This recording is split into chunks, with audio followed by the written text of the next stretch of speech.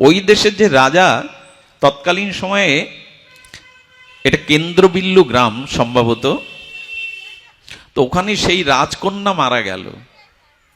সেই অনুরা রাজকন্যা মারা গেলে রাজকন্যার সমস্ত অঙ্গে ভালো অলংকার পরতেন উনি, রাজকন্যা তো। মেয়ে রাজকন্যা মারা যাওয়ার পরে স্নেহবৎসল রাজা তাকে সমাধি দিয়েছিলেন, তার অলংকারগুলো খুলে নেননি। কি করেছিলেন? অলংকারগুলি সহ তাকে কি করেছিলেন? সমাধি দিয়েছিলেন। বিল্বমঙ্গল পূর্বজন্মে সন্ন্যাসী রূপে এটা দেখলেন। যেদিন সাধু সেবার জন্য ওনার কাছে কোনো অর্থ নাই, উনি মনে মনে পরিকল্পনা করলেন রাতে গিয়ে ওই সমাধি খুঁড়ে ওনার অলংকারগুলো মাটির মধ্যে রেখে লাভ কি, ওগুলো যদি বৈষ্ণব সেবায় লাগে। উনি এই বৈষ্ণব সেবার মানসিকতায় ওই লাশ উত্তোলন করতে গিয়ে যখন অলংকারে হাত দিতে যাবেন, সরিয়ে দাও, সরিয়ে দাও, এদিকে আনো। যখন ওই লাশের রাজকুমারীর গায়ে বিগলিত দেহে হাত দিতে যাবে, তখন একটা বাণী আসলো, বললেন আমার অঙ্গ স্পর্শ করো না তুমি। খুব ধ্যান দিয়ে শুনুন। বলেন অঙ্গ স্পর্শ করো না। বলে কে তুমি? বলে আমি ওর জীবাত্মাই বলছি, আমি রাজকুমারীর জীবাত্মাই বলছি যে আমার অঙ্গ স্পর্শ করো না। বাবা এখন এর মধ্যে এসো না। কি করতে বলছেন? বলে দেখো, তোমার গায়ে আমার স্পর্শ করার অভিলাষ নাই, আমি সন্ন্যাসী, আমি ব্রাহ্মণ শরীর পেয়েছি, তোমার অলংকারগুলি দরকার। আরে মাটির নিচে অলংকারগুলো থেকে কি করবে? আমি ওগুলো নিয়ে বৈষ্ণব সেবা দেব, সাধু সেবা দেব। দেখুন অভিলাষটা, উদ্দেশ্যটা কিন্তু সৎ। তখন সেই রাজকুমারীর জীবাত্মা বলছেন আমার পিতাকে গিয়ে বলুন আমি যে খাটে শয়ন করতাম, ওই খাটের যে 4 পায়া আছে, ওই পায়ের তলে মূল্যবান সোনা মণিমাণিক্য রাখা আছে, ওনাকে গিয়ে বলুন আমার অলংকার খুলতে হবে না, উনি দিয়ে দেবেন। রাজার কাছে এই বার্তা পৌঁছানোর পর রাজা দেখলেন কুমারী যেখানে শয়ন করতেন, সেই শয়নের পায়ার তলে সত্যি সত্যি ওই রাজকুমারী কিছু অলংকার, সোনাদানা, হীরা মুক্তা রেখেছিলেন, ওগুলো দিয়ে দিলেন। সাধু তো। ওগুলো দিয়ে দেওয়ার পরে সেগুলি বৈষ্ণব সেবায় ফুরিয়ে যাওয়ার পরে ওর মনে আবার জেগেছে ওই অলংকারগুলো কেন মাটির নিচেই থাকবে। উনি আবার লাশের কাছে গিয়ে যখন অলংকার নিতে যাবেন, বলছি না আমাকে স্পর্শ করবে না, কোনো পরপুরুষ আমাকে স্পর্শ করেনি, মৃতর পরেও তোমার হাড় গোড়কে তুমি স্পর্শ করবে না। বলে আবার আমার পয়সার প্রয়োজন হয়েছে, আর অলংকারগুলো তোমার অঙ্গেই আছে, ওগুলো আমি নেবই। বলেন অলংকারের ব্যবস্থা, অর্থের ব্যবস্থা তো আমার পিতা করেছে, আবার কেন এসেছেন? বলে বারবার তার কাছে কি চাইবো, অলংকার নেবই। উনি তার অনুরোধ উপেক্ষা করে যখন তার অঙ্গ স্পর্শ করে অলংকার নিয়েছিলেন, গলায় হাত দিয়ে বা যেখানে যেখানে, বলেন আমি একটা অভিশাপ দিচ্ছি তোমায়, তুমি যদিও সৎকর্মের জন্য, সাধু সেবার জন্য এগুলো গ্রহণ করছো, আমি অভিসম্পদ করছি আগামী জন্মে তোমার এই যে আমাকে স্পর্শ করলে, কোনো পুরুষ কখনো আমাকে স্পর্শ করেনি, তবে অভিশাপ দিলাম তুমি তুমি সাধু সন্ত মহিমা পাবে বটে, তোমার ভিতরে তীব্র বৈরাগ্য জ্ঞান উদয় হবে, তবে আমাকে স্পর্শ করার দরুন আমার অভিসম্পদ হলো তুমি পতিতাতে আসক্তি হয়ে কিছুদিন পথহারা হয়ে যাবে। তবে যেহেতু তোমার উদ্দেশ্য এই অলংকারাদি নিয়ে সাধু সেবা, সেহেতু তুমি পরম ত্যাগ ও বৈরাগ্যবান হবে। আর যেহেতু আমাকে স্পর্শ করলে আমি আবার পুনরায় জন্মাবো। আপনারা জানেন বিল্বমঙ্গল চরিত্র কর্ণামৃত যারা যতটুকু দেখেছেন, এই বিল্বমঙ্গল হয়ে এলেন, ব্রাহ্মণ পুত্র হয়ে এলেন, কিন্তু চিন্তা নামক এক পতিতার আসক্তিতে বিল্বমঙ্গল জ্ঞানী হয়েও, ব্রাহ্মণ পুত্র হয়েও, প্রজ্ঞাবান হয়েও কিছুদিন জন্য কামনা বাসনা আর আসক্তি এসে গেছিল চিন্তার উপরে।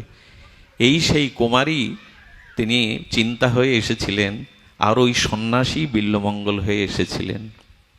পরবর্তীতে তিনি জানেন যে তিনি চক্ষুকে অন্ধ করে ব্রজের পথে উঠেছিলেন, এবং তিনি তার জীবনে রাধা মাধবের এই যুগল ভজন উপলব্ধিতে শ্রীধাম বৃন্দাবনে তিনি মুরলীধারী শ্যামসুন্দর মদন মোহনকে পেয়েছিলেন, এবং চিন্তা নামক যে পতিতা, তিনিও ব্রজের পথে উঠেছিলেন, ভজনের পথে উঠেছিলেন।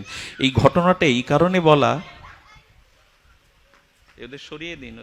এই ঘটনাটা এই কারণে বলা, এই মনুষ্য জীবনে আমাদের কষ্টার্জিত অর্থ, আমাদের শ্রম যদি একটু মহৎ সেবায় লাগে, গুরু গোবিন্দ সেবায় লাগে, মহৎ সেবায় লাগে, সৎকর্মে ব্যয় হয়, তবে এই অর্থ পরকালেও আপনার সুকৃতি সৌভাগ্যের কারণ হয়ে যায়। শুধু অর্থ সম্পদ ধনসম্পত্তি যদি নিজের স্ত্রী পুত্র পরিজন ভোগেই কাজে লাগে, কোনো মহৎ সেবায়, কোনো মহৎ কর্মে, কোনো মহৎ সেবা মহৎ কর্মে এই অর্থ বিনিয়োগ না হয়, তবে আমাদের পূর্ব সংস্কার জন্মায় না। আরেকটি ভক্তমাল চরিত্রের ঘটনা মনে পড়ল নাভাজির।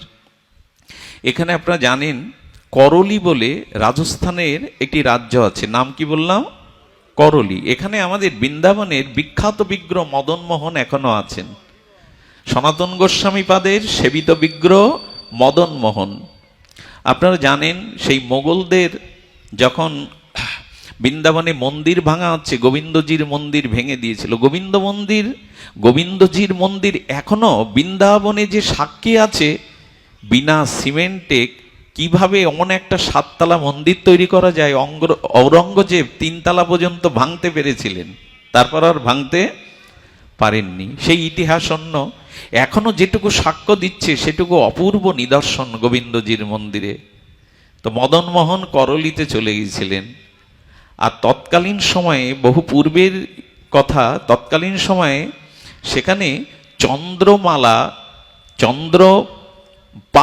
চন্দ্রপাল নামের এক রাজা, তিনিও ছিলেন পরম বৈষ্ণব অনুরাগী, সাধু অনুরাগী।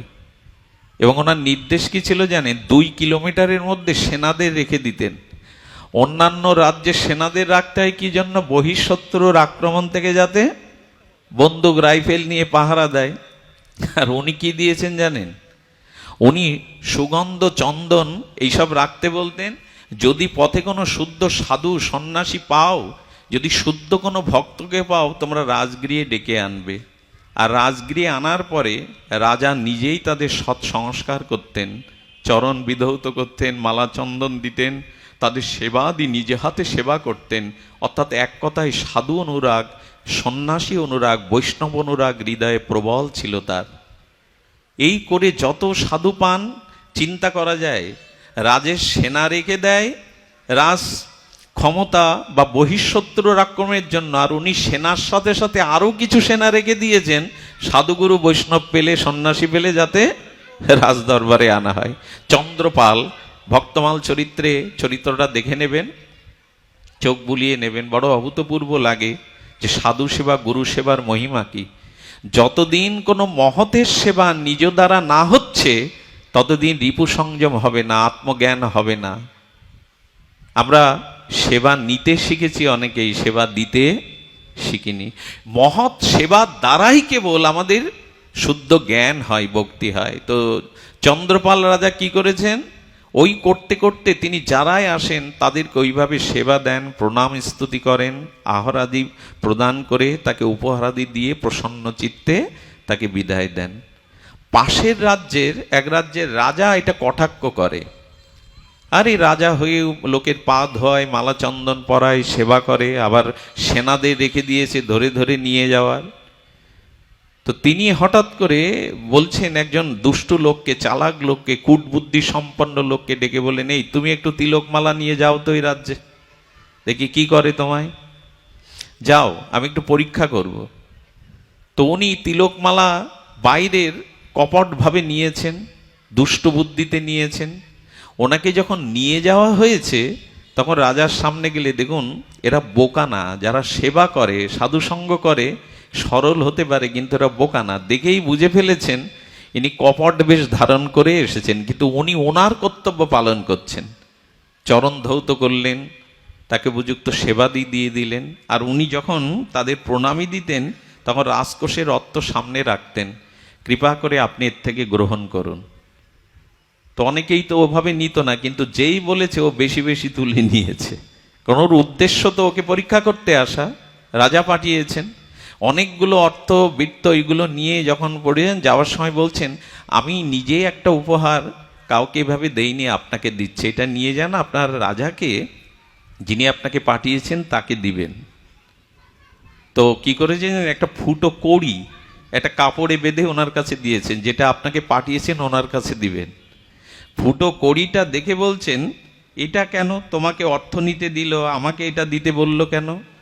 রাজ পণ্ডিত যিনি ছিলেন তিনি বললেন, আপনি সাধু সেবাকে কটাক্ষ করেছেন, রাজার বৈষ্ণব সেবা, সন্ন্যাসী মহতের সেবাকে কটাক্ষ করেছেন। উনি জানান দিলেন, বৈষ্ণব বেশে যিনি গেছেন তিনি তাকে অমর্যাদা করেন নি, তাকে উপযুক্ত সেবা শুশ্রূষা, উপযুক্ত তাকে সেবা করিয়ে তাকে উপঢৌকন দিয়েছেন। কিন্তু আপনি যে অহংকারী মন নিয়ে, অবিশ্বাসী মন নিয়ে তাকে পরীক্ষার জন্য পাঠিয়েছেন, উনি এই ফুটো কড়ি দিয়ে জানালেন, অবিশ্বাস থাকলে, সন্দেহ থাকলে, পরীক্ষার ভাব নিয়ে সাধুসঙ্গ করলে ফুটো কড়ি পাওয়া যায়, আসলে কিছু পাওয়া যায় না। শ্রদ্ধা চাই, বিশ্বাস চাই। এই ঘটনা ওনার হৃদয়কে নাড়া দিয়েছিল। এবং ওই রাজাই একদিন বৈষ্ণব বেশে করলিতে যাওয়ার পরে সেই রাজাকে পেয়েও তিনি সেইভাবেই তাকে সৎকার করেছিলেন, তাকে সেবা করেছিলেন। এখন এই যে রাজা পরীক্ষা করতে গেল, ইনিও তার সেবা, তার সদ্ব্যবহার, তার এই জাতীয় সাধু সেবার প্রতি আনুগত্য দেখে, শ্রদ্ধা বিশ্বাস দেখে ওই রাজারও পরিবর্তন এসেছিল।